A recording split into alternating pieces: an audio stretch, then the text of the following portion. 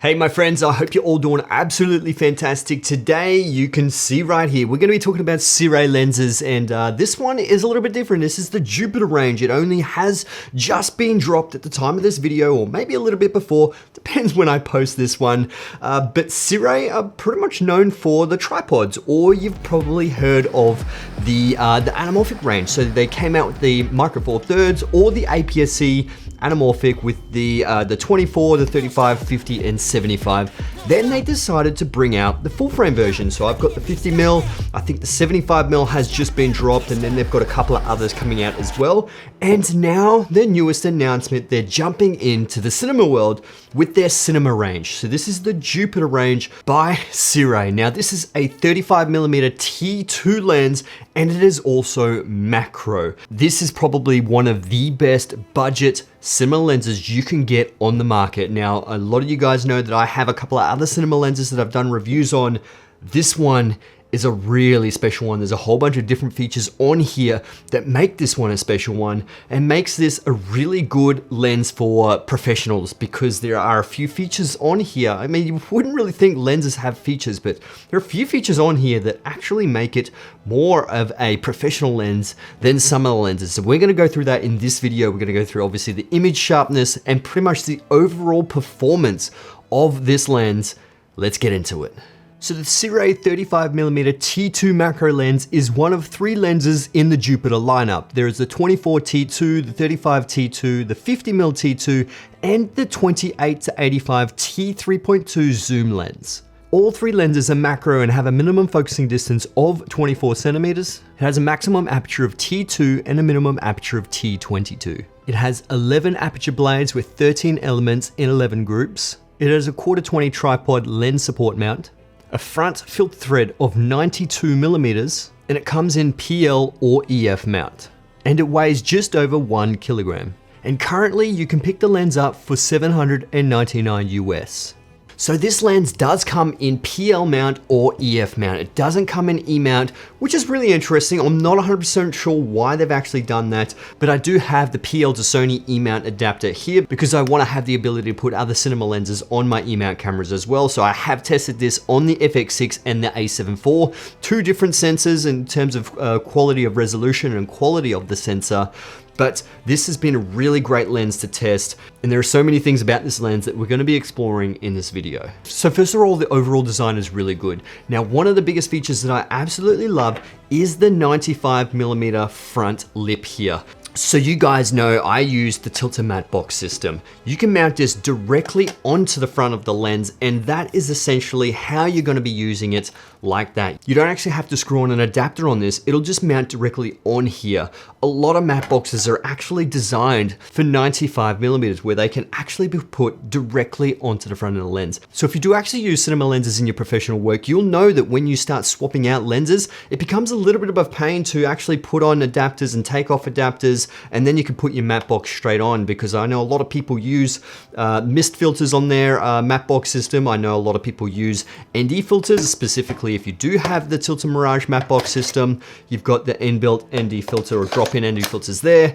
You know, the Red Komodo obviously doesn't have built-in variable ND filters in a cinema camera, so you have to use, you know, drop-in filters with that one. And having that 95mm front lip there is going to help with a lot of those different situations, specifically if you have a matte box that's 95mm. So anyway, let's have a look at the image quality of this thing. I think the image performance on this is phenomenally sharp. From center to the edge, in this performance chart, you can see wide open at T2.0, the image is phenomenal. It's high contrast, it's really sharp. The colors are pretty much accurate. There's no color casting when it comes to the coding on the front of here. It's just a solid performance. You can see there is a very slight amount of barrel distortion, which you can fix that in post, but you won't notice it too much, only if you are doing some architecture videography, but it is only very minimal. But obviously the sharpness on this is just phenomenal, and I really love the way that this performs. So you're probably wondering what the ghosting's like. Let's check out the ghosting on this lens. So we finally found this lens kryptonite. You can see here it does have some pretty interesting flares. They are quite pronounced, and some people don't actually like this. It does tend to wash out the image just a little bit. I do feel like this is a little bit too much when it comes to a cinema lens, and not a lot of cinematographers will actually like this. But if you are into these nice flares, it does look quite interesting, and it can give a little bit of character to this lens. It does perform very similar to like a vintage lens when it comes to these flares.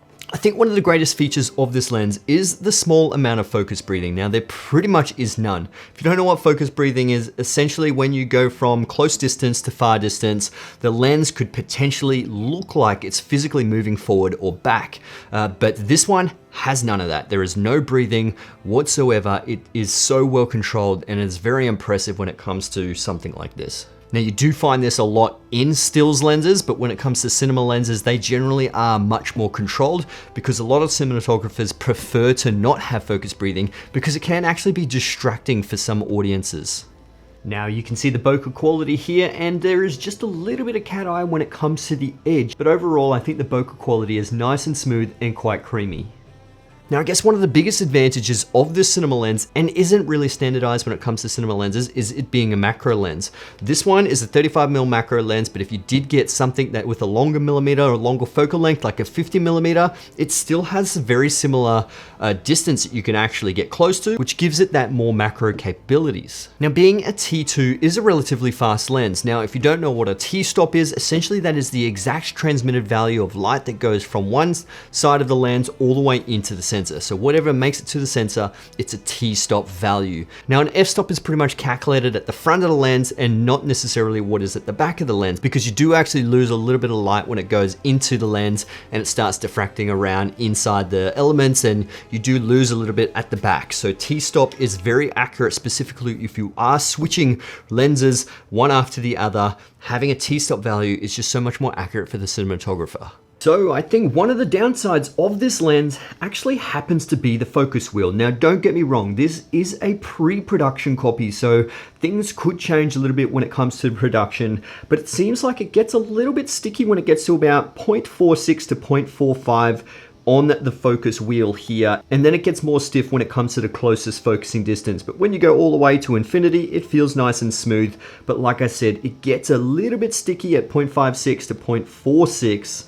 But overall, if you're going to be using a follow focus system, you won't really notice it too much. It's only when you're hand focusing it, you can feel it's just a little bit much resistance. Now, I am really excited for the zoom lens that they've got in the Jupiter range, the 28 to 85mm lens. It's a phenomenal lens, low focus breathing. It is parfocal, which blows my mind. That is such a good lens for the price. These things are on Indiegogo. You can get them pretty much right now. I suggest put your order in. If you absolutely love cinema lenses, this is probably one of the ones that you're really going to enjoy using. Other than that, guys, I hope you enjoyed this video. If you did, give it a thumbs up. That'd be absolutely amazing. Subscribe to my YouTube channel already if you haven't. Link will be in the description below. If you do want to check these lenses out, or if you do want to check out the SIRUI anamorphic lenses for the APS-C Micro Four Thirds range, or the full frame range as well, I absolutely swear by all these lenses. I'm so thankful to have these because I've used this one on a professional commercial. Absolutely loved it. I can't wait to get more of these anamorphic lenses for my full frame cameras. So good. Links will be in the description below, and I'll see you guys in the next one. All right, let's get it.